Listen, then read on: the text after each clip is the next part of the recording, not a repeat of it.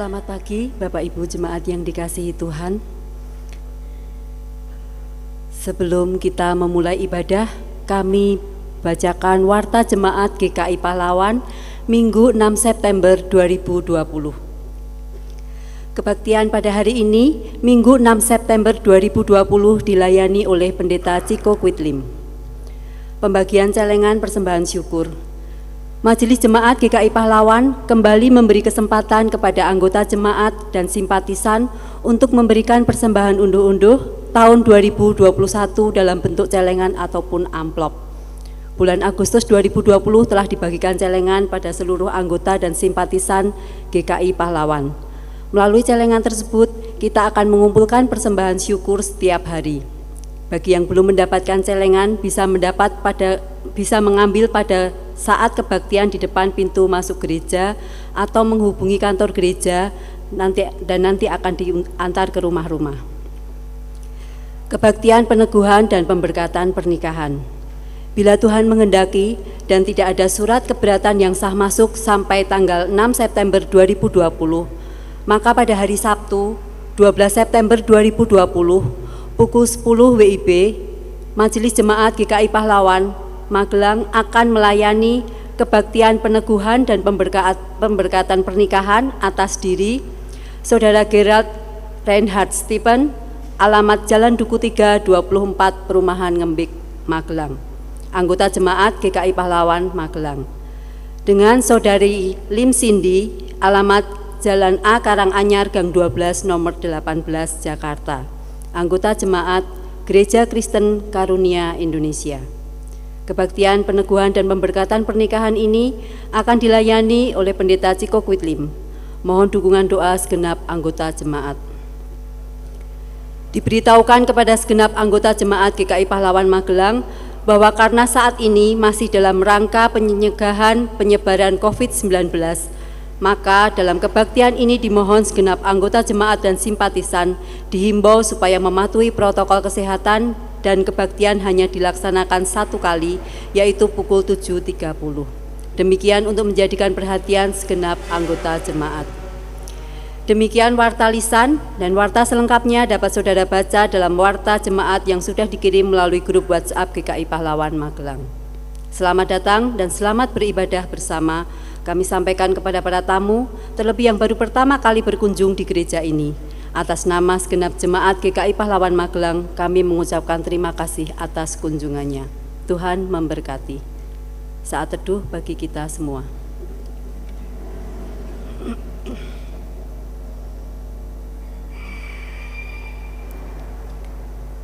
Saat teduh selesai, kami undang jemaat untuk berdiri.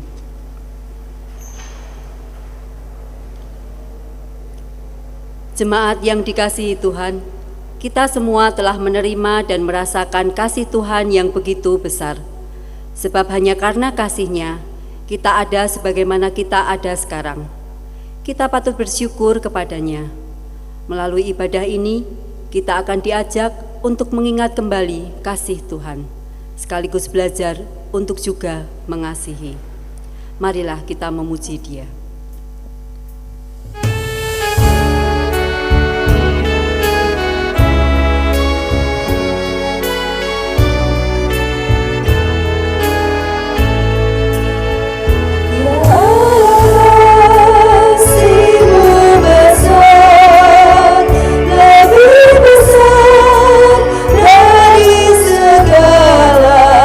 Tiada terduga dalamnya.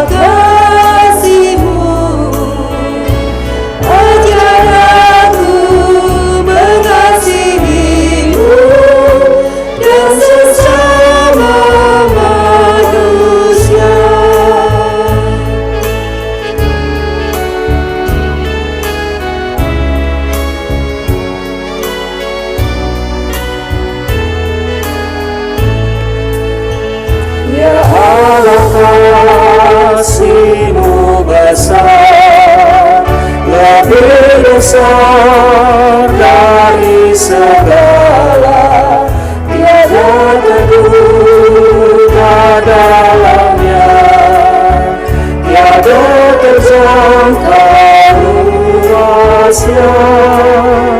Ya Yesus, kasih-Mu besar, lebih besar dari segala, hidup kekal Engkau beri, dan aku hidup berseri. Maka aku bersyukur atas limpah kasih-Mu. Ajar aku mengasihi-Mu dan sesama manusia.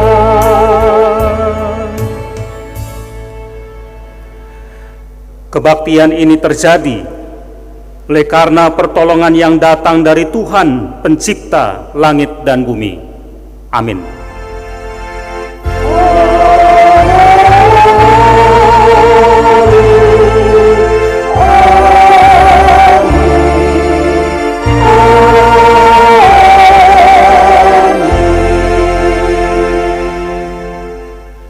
Salam sejahtera, kasih karunia dan damai sejahtera dari Allah Bapa kita dan dari Tuhan Yesus Kristus menyertai saudara.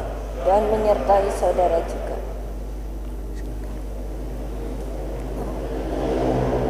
Saudara-saudara yang dikasihi oleh Tuhan, hari ini kita bersama-sama datang kembali untuk berbakti kepada Tuhan.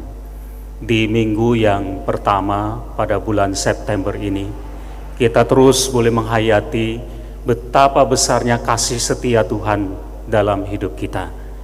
Dan sebagai orang-orang yang sudah dikasihi oleh Tuhan, maka kita pun dipanggil untuk memuliakan Dia, hidup menurut apa yang Tuhan kehendaki, mengikuti apa yang Tuhan ajarkan kepada kita, yaitu untuk mengasihi Tuhan dan sesama kita. Secara dunia tempat kita berada adalah dunia yang telah kehilangan kasih. Manusia hanyalah peduli pada dirinya sendiri dan melupakan sesamanya. Sebagai orang percaya, kita dipanggil dan sekaligus diutus. Seperti Tuhan telah mengasihi dunia, maka kita pun harus mengasihi. Firman Tuhan yang tertulis dalam Yohanes pasal 3 ayat yang ke-16 mengatakan, karena begitu besar kasih Allah akan dunia ini, sehingga Ia telah mengaruniakan anaknya yang tunggal, supaya setiap orang yang percaya kepadanya tidak binasa, melainkan beroleh hidup yang kekal. Karena begitu besar kasih-Nya Tuhan kepada kita semua, maka kita pun juga dipanggil oleh Tuhan untuk mempunyai kasih yang begitu besar. Amin.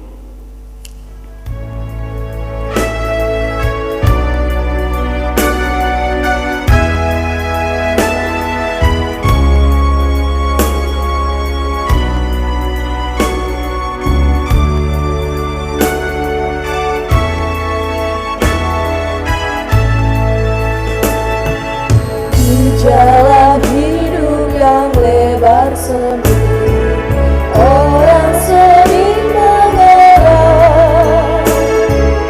Tolong mereka yang dalam gelap, bawalah sinar terang.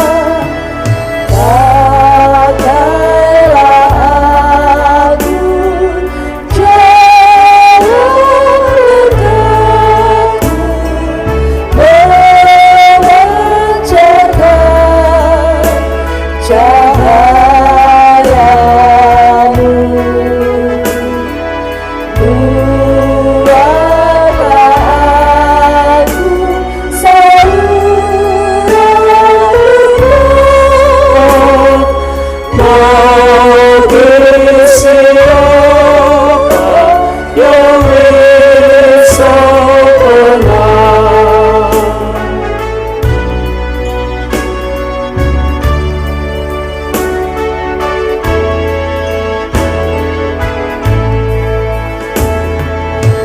nyatakan Kristus dengan kasih-Nya, pengampunannya penuh. Orang kan datang apabila engkau menjadi saksi teguh. Pakailah aku jarum berkat-Mu, memancarkan cahaya-Mu.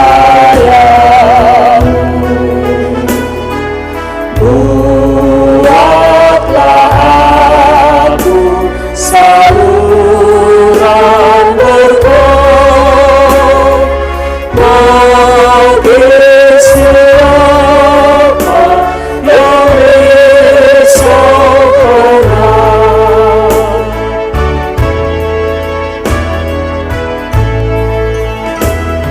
Seperti Tuhan memberi padamu dan mengasihi kau, beri bantuanmu di mana perlu. Yesus mengutus engkau.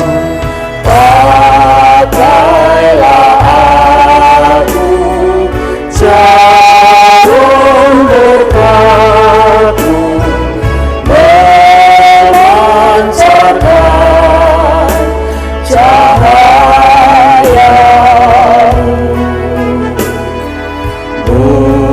Buatlah aku saluran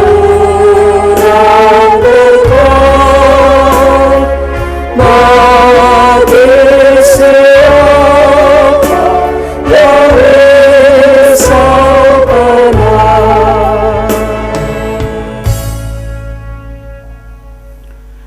Saudara-saudara, firman Tuhan yang tertulis dalam Matius pasal 22 ayat 37 sampai 40 mengatakan, "Kasihilah Tuhan Allahmu dengan segenap hatimu dan dengan segenap jiwamu dan dengan segenap akal budimu." Itulah hukum yang terutama dan yang pertama. Dan hukum yang kedua yang sama dengan itu ialah, kasihilah sesamamu manusia seperti dirimu sendiri. Pada kedua hukum inilah tergantung seluruh hukum Taurat dan kitab para nabi. Saudara, kita diajar untuk mengasihi Tuhan dan sesama. Sudahkah kita melakukannya? Dengan jujur kita mengakui belum sepenuhnya kita mengasihi Tuhan dan sesama kita. Marilah kita datang kepada Tuhan untuk mengakui dosa kita. Kita meminta pengampunan dari Tuhan dan kita mempersiapkan diri untuk mendengarkan firman-Nya. Mari kita berdoa.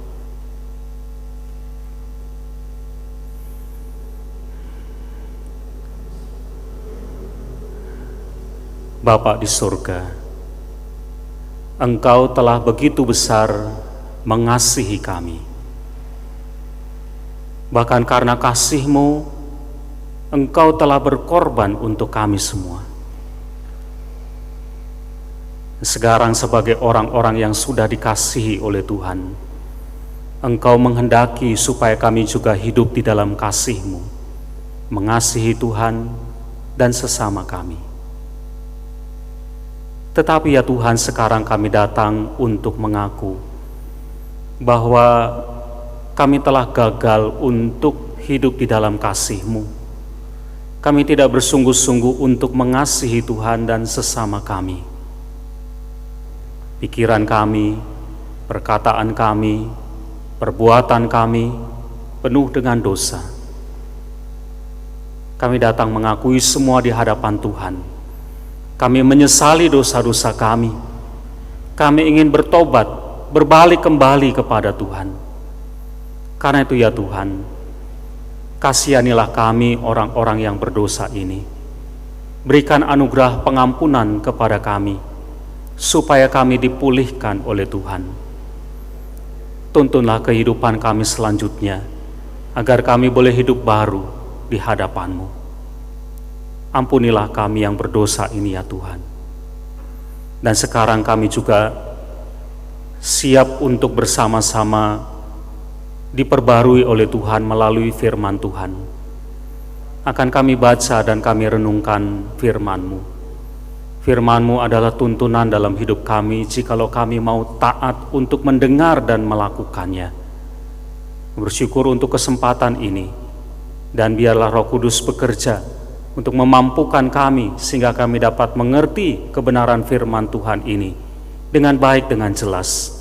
Dan Engkau juga memberikan kekuatan kepada kami untuk bukan hanya menjadi pendengar, tetapi menjadi pelaku firman Tuhan. Inilah hidup kami ya Tuhan, bentuklah kami sesuai dengan kehendak-Mu. Pakailah hamba-Mu yang tidak ada apa-apanya ini, supaya hamba-Mu berkata-kata sesuai dengan kehendak Tuhan saja. Sekarang kami arahkan hati dan pendengaran kami kepadamu. Berfirmanlah, kami sudah siap untuk mendengarnya. Kami berdoa di dalam nama Tuhan Yesus Kristus. Amin. Saudara, mari kita bangkit berdiri bersama-sama. Kita akan mendengarkan firman Tuhan yang tertulis di dalam Injil Matius pasal 18 ayat 15 sampai ayat yang ke-20. Injil Matius pasal 18 ayat 15 sampai 20. Apabila saudaramu berbuat dosa, tegurlah dia di bawah 4 mata. Jika ia mendengarkan nasihatmu, engkau telah mendapatkannya kembali. Jika ia tidak mendengarkan engkau, bawalah seorang atau 2 orang lagi, supaya atas keterangan 2 atau 3 orang saksi, perkara itu tidak disangsikan. Jika ia tidak mau mendengarkan mereka, sampaikanlah soalnya kepada jemaat. Dan jika ia tidak mau juga mendengarkan jemaat, pandanglah dia sebagai seorang yang tidak mengenal Allah atau seorang pemungut cukai. Aku berkata kepadamu, sesungguhnya apa yang kamu ikat di dunia ini akan terikat di surga, dan apa yang kamu lepaskan di dunia ini akan terlepas di surga. Dan lagi aku berkata kepadamu, jika 2 orang daripadamu di dunia ini sepakat meminta apapun juga, permintaan mereka itu akan dikabulkan oleh Bapa-Ku yang di surga. Sebab di mana 2 atau 3 orang berkumpul dalam namaku, di situ aku ada di tengah-tengah mereka. Saudara, demikianlah Injil Yesus Kristus. Berbahagialah mereka yang mendengarkan firman Allah dan yang memeliharanya. Haleluya.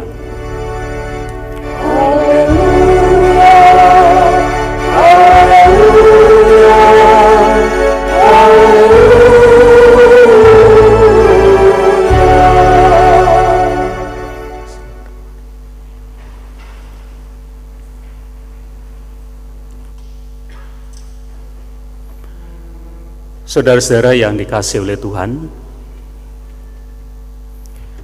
saya pernah mendengar kesaksian seperti ini.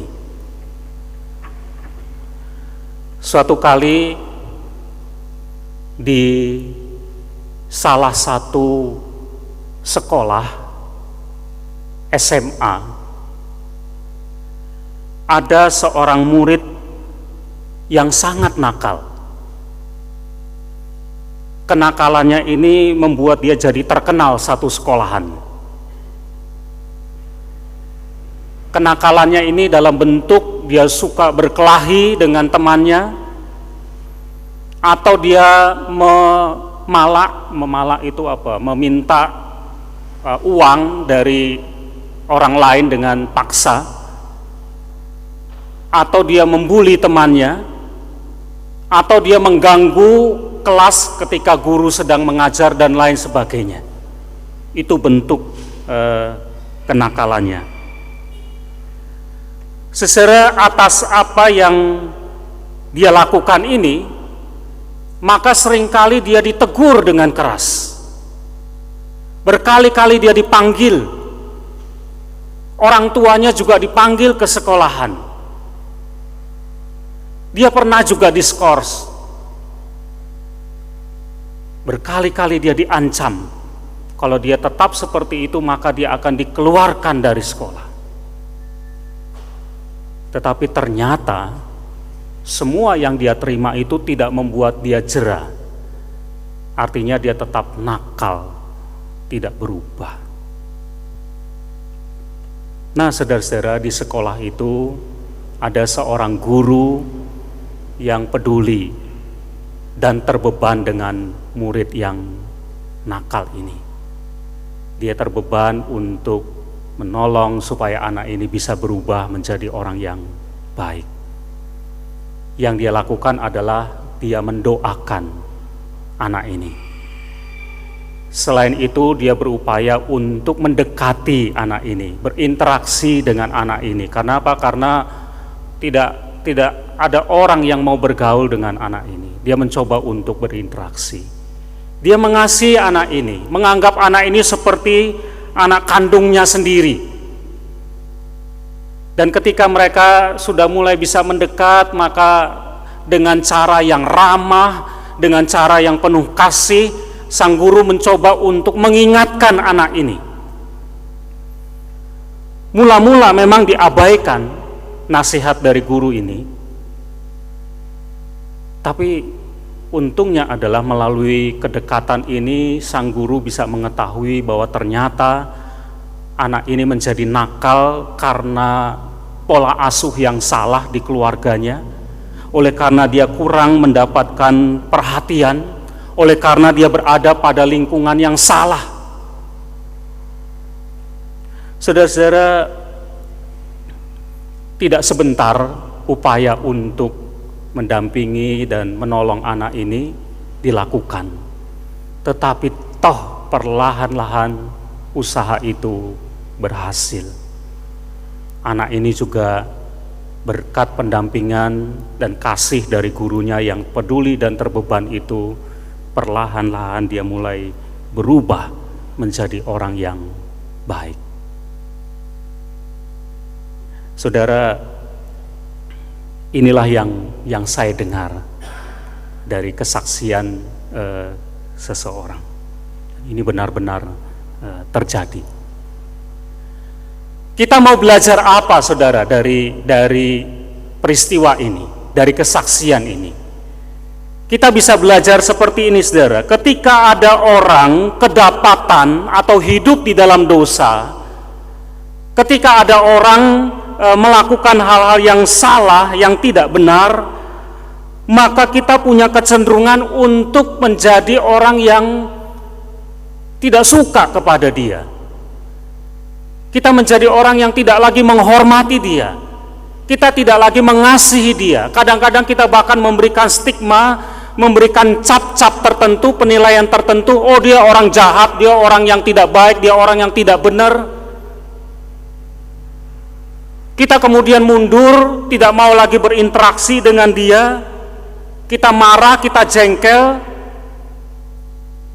Bahkan kita mungkin menganggap dia sebagai musuh, bukan lagi sebagai sesama kita. Terhadap apa yang dia lakukan, mungkin kita sudah menegur, tapi kita melakukannya dengan merendahkan dia, memarahi dia, memaki dia, menjelek-jelekan dia. Atau bahkan yang seringkali terjadi adalah kesalahan-kesalahan, keburukannya dia kita umbar, kita buka kepada semua orang. Mungkin dengan harapan itu akan mempermalukan dia. Tetapi apa yang kita lakukan itu ternyata tidak cukup efektif untuk mengubah orang. Ada banyak sekali kejadian ketika ada orang kedapatan berbuat salah, melakukan hal yang salah. Ketika kita mencoba untuk mengubah dia, tetapi dengan cara kita merendahkan dia, kita mempermalukan dia, kita menegur dia dengan sangat keras, orang itu tidak berubah, bahkan mungkin kesalahannya itu semakin menjadi-jadi. Tetapi dari kesaksian yang kita dengar dan kita bisa belajar dari situ, kepedulian, perhatian, kasih yang tetap diberikan kepadanya, teguran yang ramah, yang penuh dengan kasih, pendampingan yang terus-menerus dilakukan, itu akan efektif untuk mengubah saudara kita yang kedapatan dalam dosa. Kalau kita mau belajar, ternyata hal yang seperti itu yang bisa kita lakukan. Nah, mari kita coba, kita wujudkan ketika kita menjumpai saudara-saudara kita. Saudara, firman Tuhan yang tertulis di dalam Injil Matius pasal 18 yang tadi kita dengarkan, itu punya prinsip.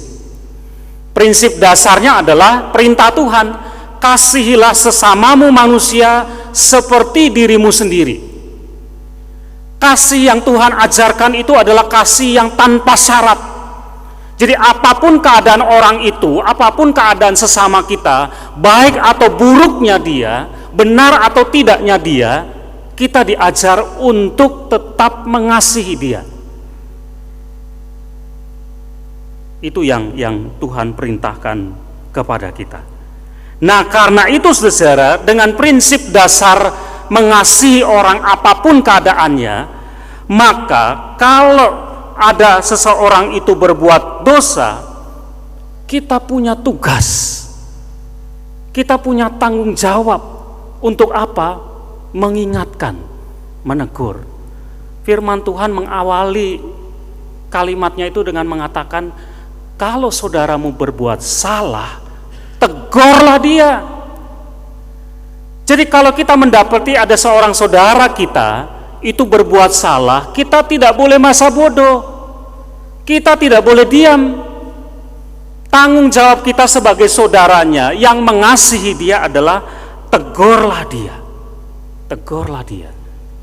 Ini sebetulnya menyatakan kepedulian kita kepadanya. Jadi berarti kita diajar bukan cuma ngurusi diri kita sendiri, tetapi karena kasih kita kepada semua orang, maka kita juga peduli untuk mengurusi orang lain.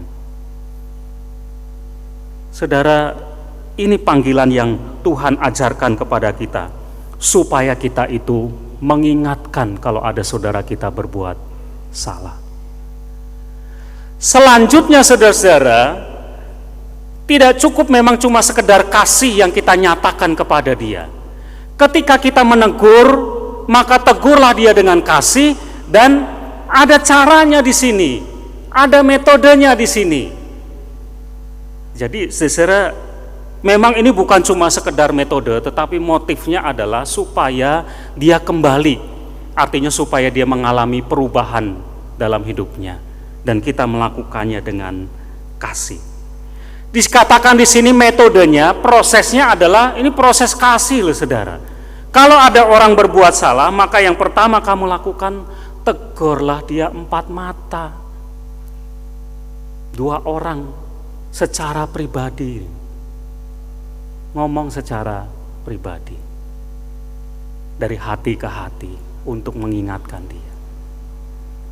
Kalau dari percakapan itu kamu sudah, dia ternyata mendengarkan engkau, artinya kemudian dia mengalami perubahan, kamu sudah mendapatkan dia kembali.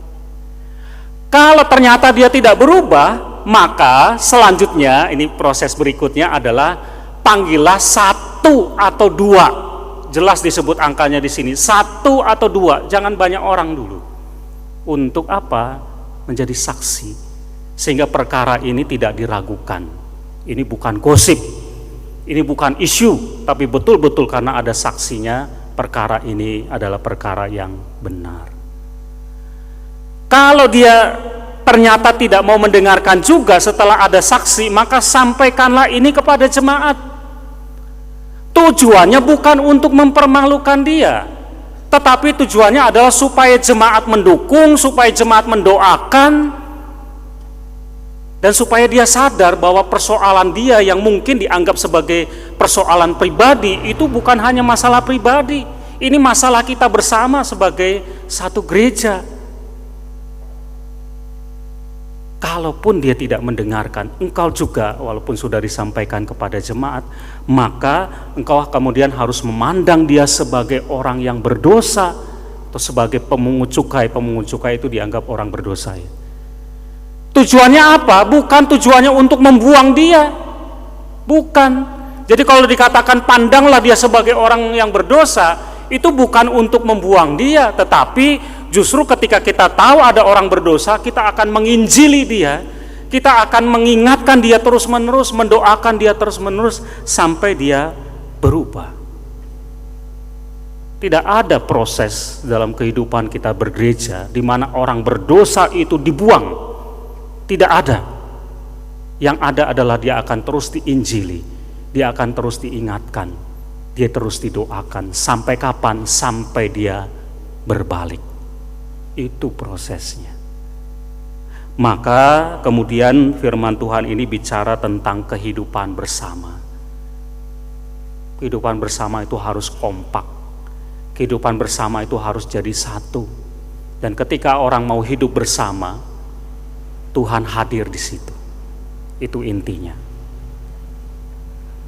Saudara, dari firman Tuhan ini sekarang mari kita belajar. Prinsip yang pertama kita harus pegang, bahwa kita dikasihi oleh Tuhan, dan karena itu kita diajar juga untuk mengasihi. Ini perintah dari Tuhan. Kasihilah sesamamu manusia seperti dirimu sendiri. Orang Kristen itu harus mengasihi, itu bukan pilihan. Mengasihi itu sebuah tugas, tanggung jawab yang harus dilakukan. Bagaimana kalau orang yang kita kasih itu kedapatan berbuat salah? Tanggung jawab kita adalah untuk tetap mengasihi dia. Orang yang berbuat salah, orang yang kedapatan hidup di dalam dosa, itu tetap harus dikasihi, tetap harus dipedulikan. Nah, karena itu saudara-saudara, maka kemudian ada panggilan kita sebagai bentuk kasih kita kepada orang yang berbuat salah. Tegurlah dia. Jangan masa bodoh. Jangan diam saja. Jangan berpikir itu bukan urusan saya. Kita punya tanggung jawab sebagai sesama untuk menegur dia, mengingatkan dia supaya apa?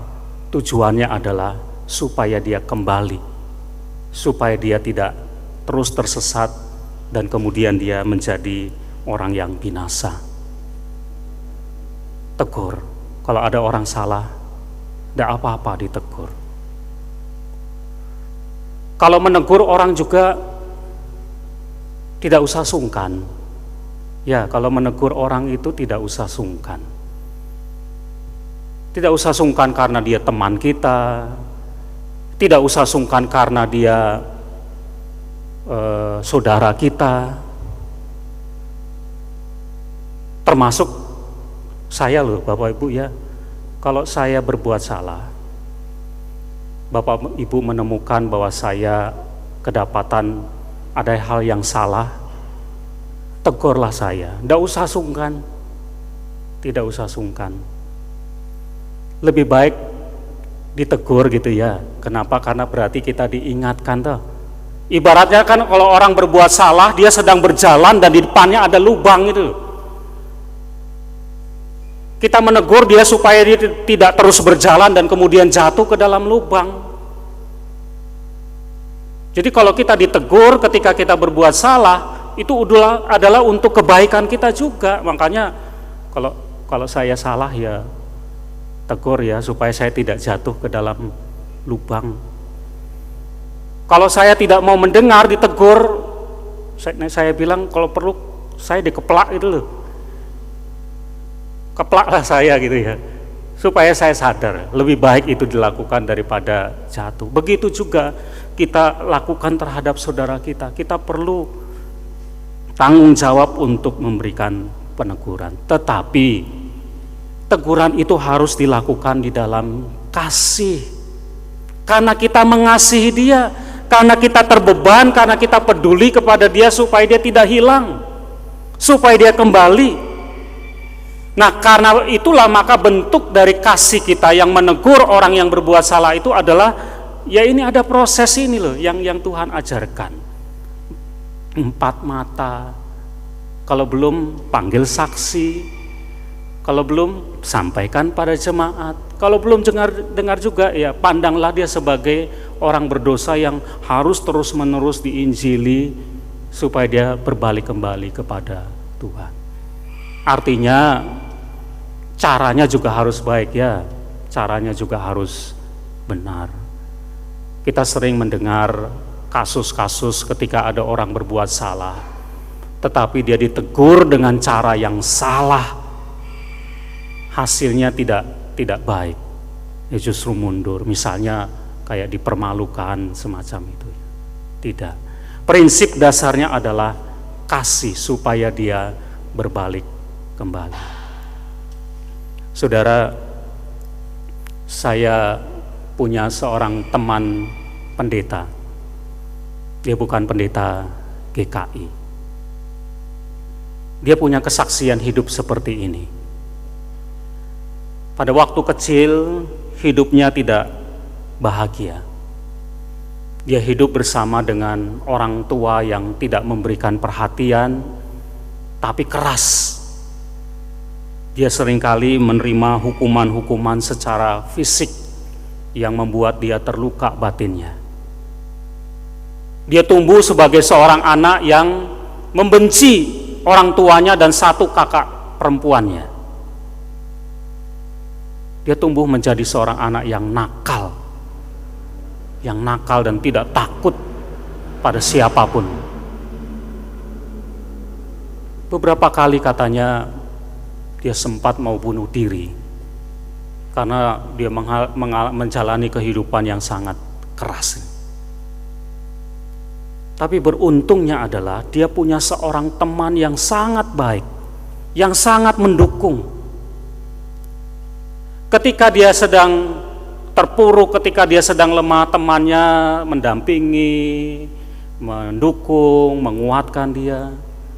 Ketika dia melakukan hal-hal yang salah, temannya menegur dia dalam kasih tentunya, mengarahkan dia. Dia sendiri katanya sebetulnya dia benci dengan temannya ini. Kenapa? Karena setiap kali dia berbuat salah, dia selalu ditegur, diingatkan. Bahkan katanya dia pernah mengusir temannya ini. Tapi temannya tetap peduli, tetap menyapa dia. Ketika salah tetap mengingatkan, menegur dia. Dia abaikan itu. Sampai satu kali temannya itu meninggal karena kecelakaan. Peristiwa itu membuat dia sangat kehilangan temannya. Dan semua nasihat-nasihat dari temannya, perhatiannya, kasihnya, dukungannya, itu muncul dalam pikirannya. Karena dia kemudian timbul kasihnya kepada temannya walaupun sudah meninggal, maka itu menjadi dorongan bagi dia untuk dia memperbarui hidupnya. Sampai kemudian dia terpanggil untuk melayani Tuhan secara penuh waktu, dan dia kemudian menjadi pendeta. Dia bersaksi seperti ini dalam khotbah sulung ketika dia ditapiskan sebagai pendeta. Kalau saya bisa berdiri di sini dan tiba ditapiskan menjadi seorang pendeta, itu karena jasa dari teman saya yang sudah meninggal, yang selalu mendukung, yang selalu mengingatkan. Ketika saya salah, saya ditegur dengan kasih oleh dia. Itu yang membuat saya berubah. Saudara, kita berjumpa dengan orang-orang yang punya kesalahan, punya dosa. Tanggung jawab kita adalah dia saudara, dia teman kita, dia sahabat kita. Panggilan kita adalah kita harus tetap mengasihi dia apapun keadaannya. Dan kemudian kita terpanggil untuk mendapatkan dia kembali. Caranya bagaimana? Ingatkanlah, tegurlah, jangan diam, jangan abai terhadap situasi semacam ini. Ada proses yang harus kita lakukan. Untuk apa? Dalam rangka menghargai dan tetap mengasihi dia. Siapapun dia, entah teman kita, entah saudara kita, entah teman di gereja, entah orang di sekitar kita, lakukanlah itu, saudara. Maka satu saat dia akan dipulihkan, terpanggil untuk menjalani hidup yang baru. Mari saudara, kita tetap mengasihi semua orang di sekitar kita. Amin.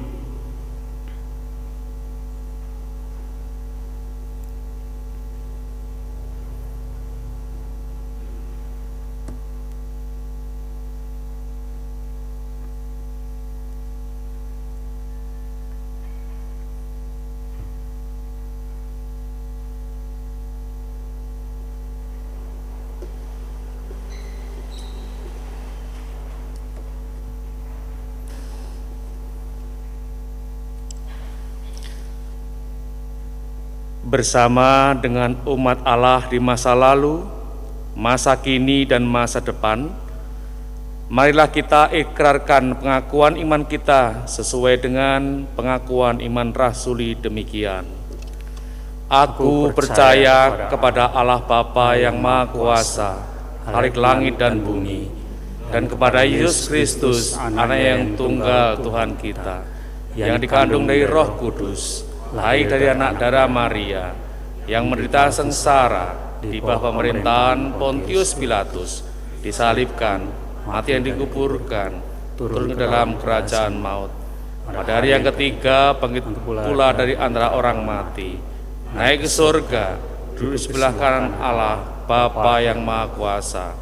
Dan dari sana ia akan datang untuk menghakimi orang yang hidup dan yang mati. Aku percaya kepada Roh Kudus, Gereja kudus dan persekutuan orang kudus, pengampunan dosa, kebangkitan orang mati, dan hidup yang kekal. Amin. Dipersilakan duduk kembali. Saudara-saudara, sebelum kita berdoa, kita mau memperhatikan hal-hal ini. Sejak awal bulan Juli yang lalu, kita telah bersama-sama memulai kembali ibadah di gedung gereja di masa pandemi COVID-19 ini. Sekarang kita sudah memasuki minggu yang pertama di bulan September. Selama ini kita menerapkan protokol kesehatan, salah satunya adalah dalam hal pembatasan usia, kehadiran anggota jemaat yang berbakti di gedung gereja.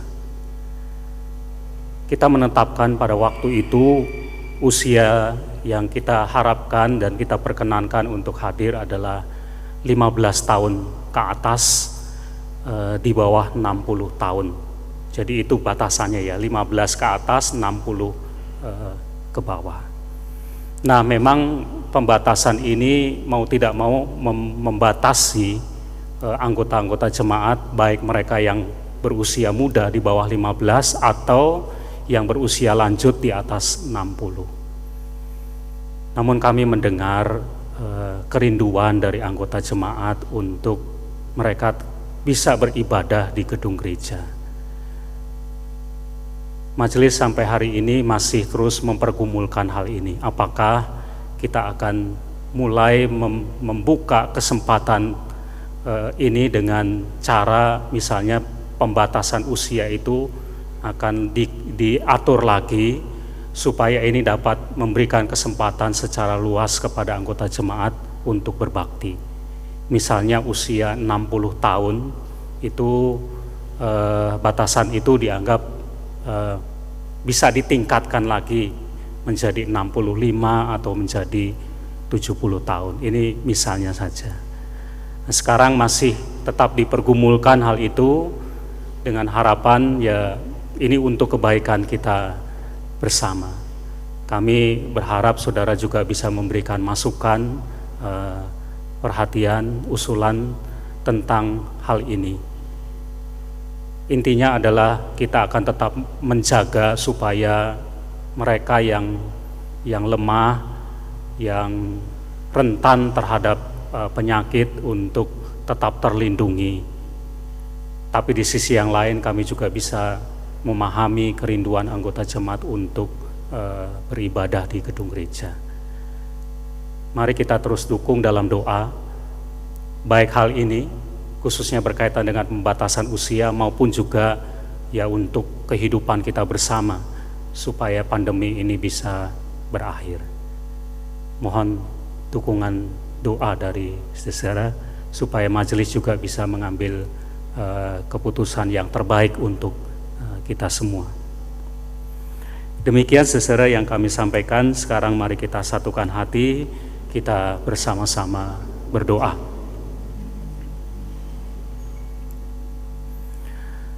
Bapa di surga, kami bersyukur karena Engkau begitu besar mengasihi kami.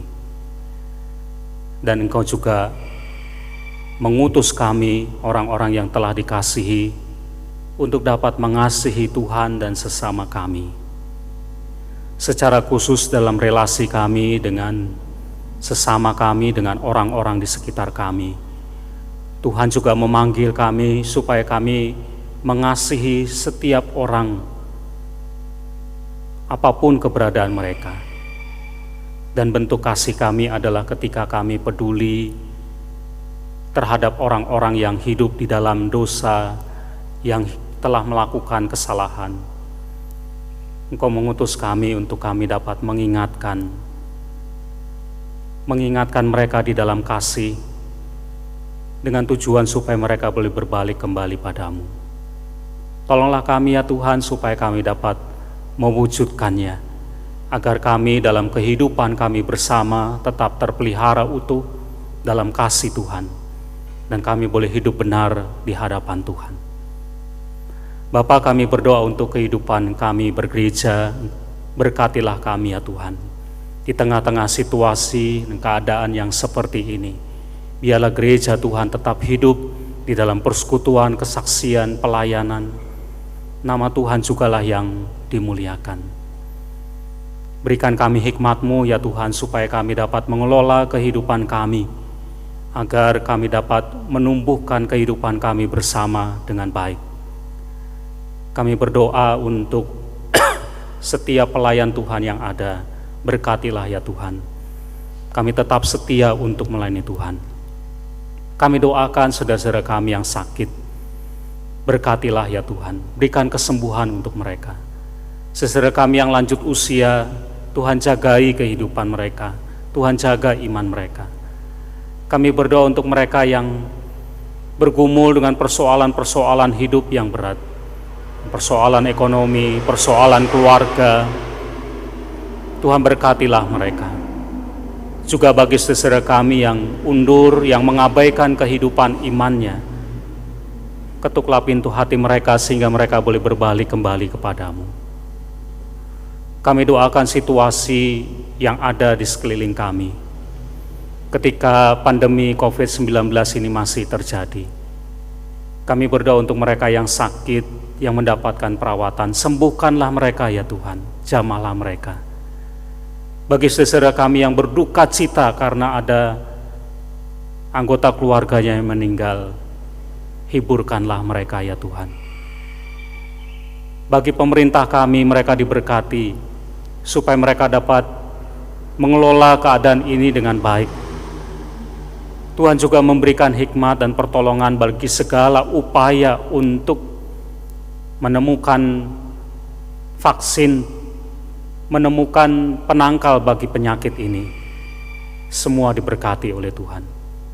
Masyarakat kami juga biarlah boleh menjadi masyarakat yang sadar dan peduli, bukan hanya pada diri sendiri tetapi juga pada lingkungannya, sehingga kehidupan kami bersama akan boleh tetap ada dalam sejahtera. Kami serahkan kehidupan kami bersama dalam tangan Tuhan. Tuhan memberkati kami, Tuhan menolong dan menyertai kami. Terima kasih Bapa, masa depan kami dengan segala hal yang akan terjadi, kami serahkan dalam tangan Tuhan. Demikian juga dengan kehidupan kami bergereja di masa depan, Tuhan jugalah yang akan memberkati kami. Kami juga berdoa bagi aktivitas bergerejawi kami. Pada hari Sabtu yang akan datang, akan diteguhkan dan diberkati pernikahan dalam diri saudara kami Gerald dan Cindy. Berkatilah segala persiapan dan pelaksanaannya, supaya semua boleh berjalan dengan baik.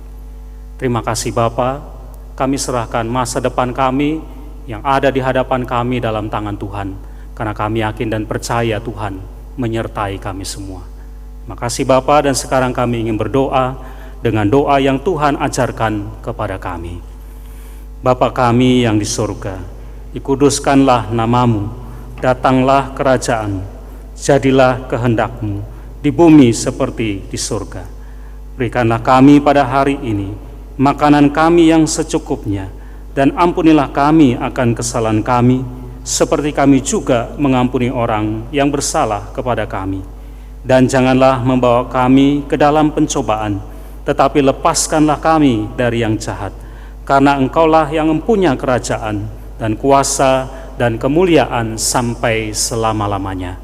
Amin.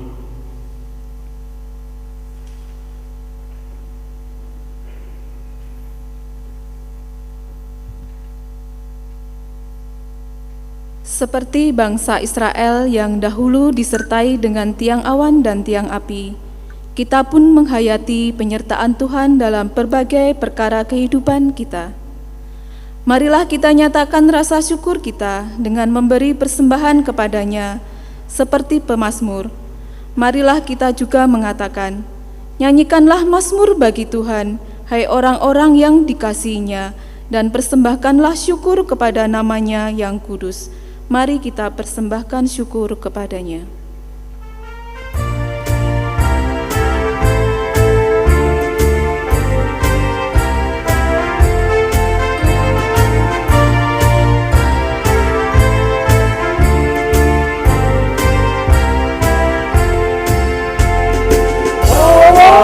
Persembahanmu dalam rumah Tuhan, dengan rela hatimu, janganlah jemu.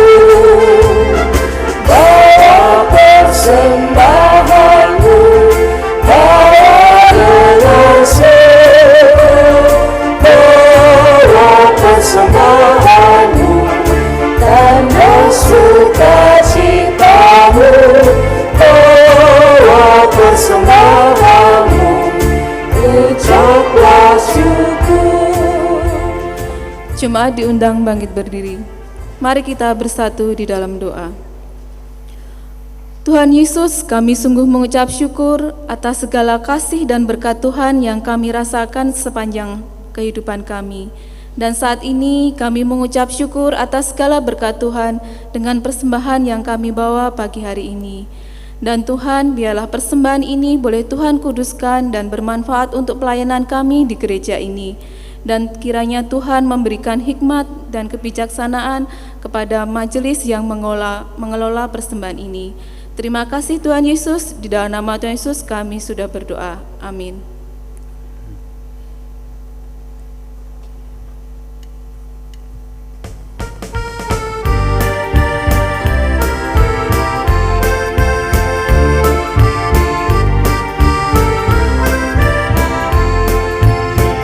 Jika padaku ditanyakan apa akan kuberitakan pada dunia yang penuh penderitaan, dan ku sampaikan kabar baik pada orang-orang miskin, pembebasan bagi orang yang ditawan, yang buta dapat penglihatan, yang tertindas dibebaskan. Sungguh baik rahmat Tuhan sudah tiba, kerajaan Allah penuh dunia, itu berita bagi isi dunia.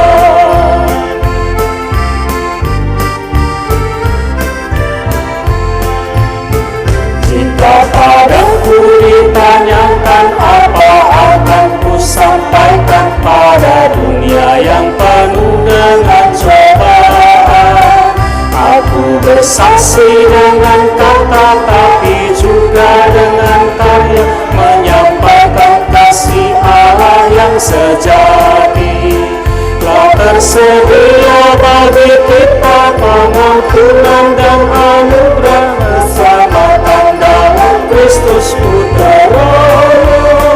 Kerajaan Allah penuh dunia, itu berita bagi isi dunia. Saudara-saudara, arahkanlah hatimu kepada Tuhan. Jadilah saksi Kristus. Terpujilah Tuhan. Terimalah berkat dari Tuhan. Tuhan memberkati engkau dan melindungi engkau. Tuhan menyinari engkau dengan wajah-Nya dan memberi engkau kasih karunia.